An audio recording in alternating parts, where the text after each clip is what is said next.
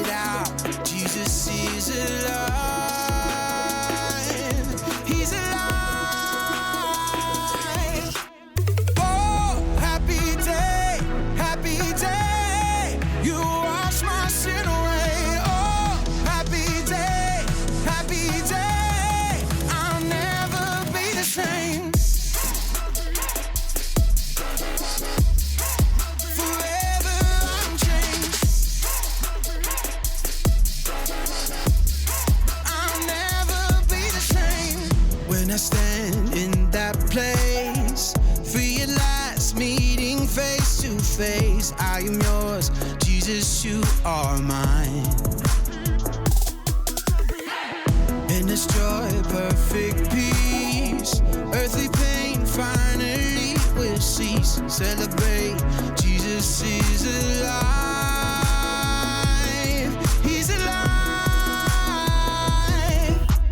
Oh, happy day, happy day. You wash my sin away. Oh, happy day, happy day. I'll never be the same.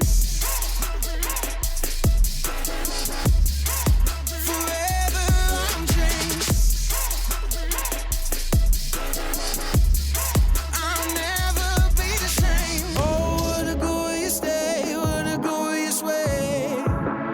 You have saved me, and oh, what a glorious day, what a glorious name. Oh, happy day, happy day. You wash my sin away. Oh, happy day, happy day. I'll never be the same. Forever I'm changed. I'll never be the same. Hey everybody, welcome to Story Lab. This week we're talking about the story of Easter. Also, how you'll still be finding all of this stuff around the house at Christmas.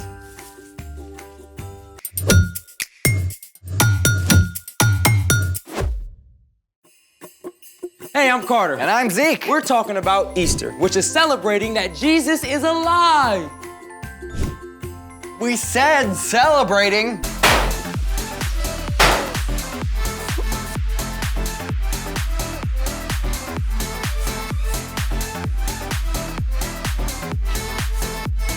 Isn't this supposed to have stuff in it?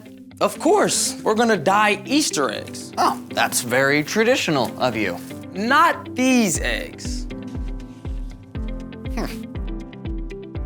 Well, these are just boring, regular eggs. What?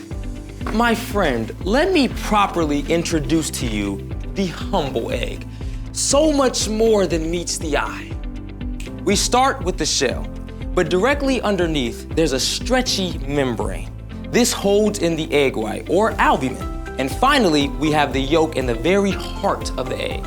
Okay, so shell, membrane, white, yolk. Got it. Shall we do it? Let's make it. Okay, we've got vinegar and food coloring. Where's the hot water? We're not using water to dye these eggs. Ah, the plot thickens. Step 1, fill 6 glass jars halfway up with vinegar. All vinegar? Yep. All right. Step 2, put about 5 drops of color in each jar.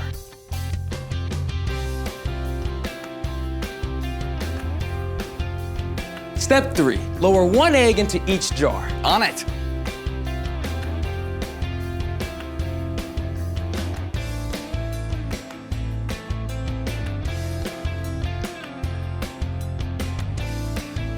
Ooh, done. All right, how long do we need to wait? 5 minutes, 10 minutes? 3 days. What? That's how long we have to wait. 3 days? Yep. And speaking of 3 days, it's time for The story before the story. Today we're in Luke, the 3rd book of the New Testament. In the beginning, God created everything. But when people turned away from God, the world was broken. God loves us way too much to leave us on our own. So God chose one family, the Israelites, and promised to bless the whole world through them. Many, many, many years later, God fulfilled that promise by sending Jesus, God's very own son. Jesus traveled the land, teaching and healing. He showed perfectly what it means to love God and love others. But the religious leaders were upset. When Jesus entered Jerusalem for Passover week, they made a plan to get rid of him. Which is where our story starts. Take it away. Hey everyone, I'm Brian. Today we're celebrating Easter, which is pretty much the most amazing day in the history of history. But before we can get to Sunday, we have to rewind a few days to one of the darkest moments in history. When Jesus entered Jerusalem, the crowds cheered him and gathered early each morning at the temple to hear him preach. But behind the scenes, one of Jesus' own friends, Judas, made a deal with the religious leaders to betray Jesus. On Thursday evening, Jesus celebrated the Passover meal with his friends.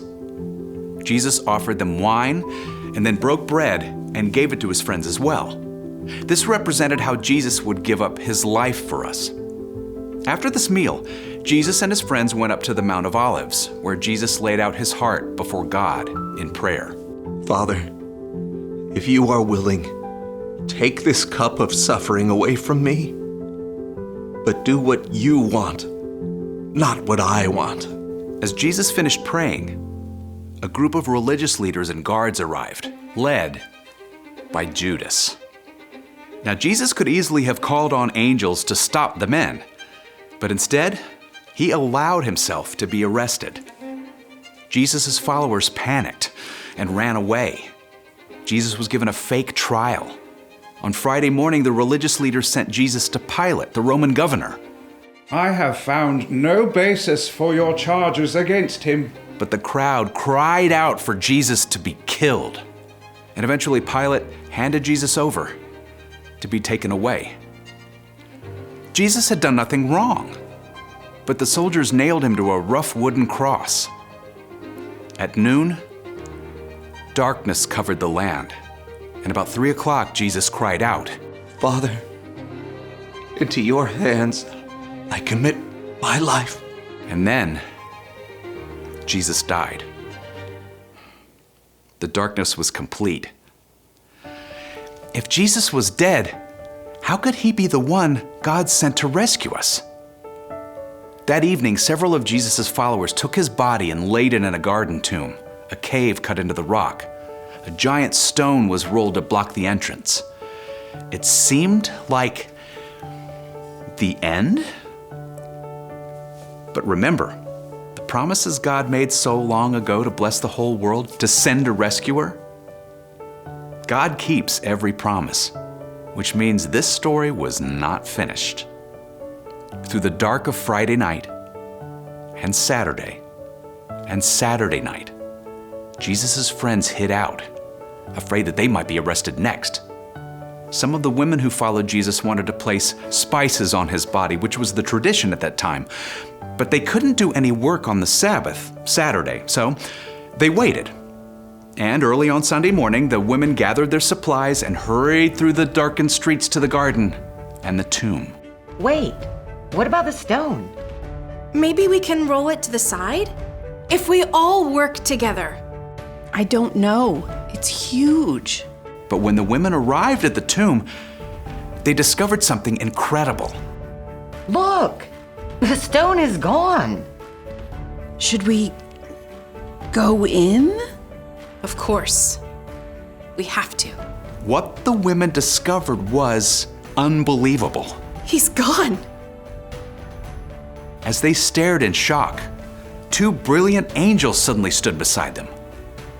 The women fell down with their faces to the ground. Why do you look for the living among the dead? Jesus is not here. He has risen. Remember how he told you that on the 3rd day he would rise from the dead? As the angels spoke, the women did recall what Jesus had told them. They were filled with joy and raced back to where their friends, including Peter, were staying. He's alive! Jesus is alive! Don't joke about that. But the tomb is empty. We saw angels. They told us. It's not possible. Peter had to see for himself. He ran to the tomb and saw the linen strips, but no angels. He left wondering what on earth had happened. And the situation got even more confusing later that day when two of Jesus' followers reported that they had met Jesus along the road to Emmaus. We told you. What Cleopas says proves it. Maybe someone stole his body to cause trouble. Are you saying we didn't tell you the truth? No, but... As they tried to figure out what was going on, Jesus himself appeared in the room with them. What? How? May you have peace. Jesus' friends were surprised and terrified. I mean, some thought Jesus was a ghost. Why are you troubled? Look at my hands and feet. It's really me. Touch me and see. A ghost does not have a body. Jesus showed the places in his hands and feet that were scarred by nails. His friends were excited, but they still had a hard time believing. But how? This is too good to be true. Do you have anything to eat? They gave Jesus some cooked fish and he ate it. Definitely not something a ghost could do. Then Jesus helped them to understand what was happening. This is what I told you. Everything written about me must come true. The Messiah will suffer. He will rise from the dead on the third day. People from every nation will hear it, beginning at Jerusalem. You have seen these things with your own eyes. Jesus is alive. In fact, more than 500 people saw Jesus after he was raised to life. He proved that everything God says is true, and death is not the end, but that is the end of our story today. Can you imagine what it would have been like to have Jesus just show up in the room? I get why his friends weren't sure he was real at first. Yeah, and everything had gone so wrong. And suddenly everything was completely right. Yeah, it's the best plot twist ever. So what's our part in the story? Well, there is one thing to remember today, that Jesus is alive. When you choose to believe in and follow Jesus, you make him the foundation of your life. You can trust him with everything. Every choice you have to make. Every hard or confusing thing that happens. Every relationship. Every question. Following Jesus won't make your life perfect, but it does mean that Jesus will walk with you through every single moment and help you carry the hard things. It means that in the end, God will make everything right again. That is a major cause for celebration. And you can share it with everyone you know. You got that right. Happy Easter! See you next time. So, here's the thing. Jesus is alive. He's the light of the world. The brightest light ever. After the darkest 3 days. Oh, hey, about 3 days. Do we really have to wait that long for this, experiment? I actually had the same experiment set up 3 days ago. So these eggs have been in vinegar for 3 days? They look a little weird and bigger. Well, first we have to clean them off in water. Okay. Whoa. What happened to the shell? So, the vinegar dissolved the eggshell, then the membrane allowed the vinegar through to color the egg white. I love science. Try this. Like this. No way! Bouncy Easter eggs! That's awesome sauce! Whoa. Thanks for joining us in the Story Lab. See you next time. This is amazing. Oh, let me get the last one out. Whew. Yeah, how durable are these things? They're pretty durable. Okay. What about now?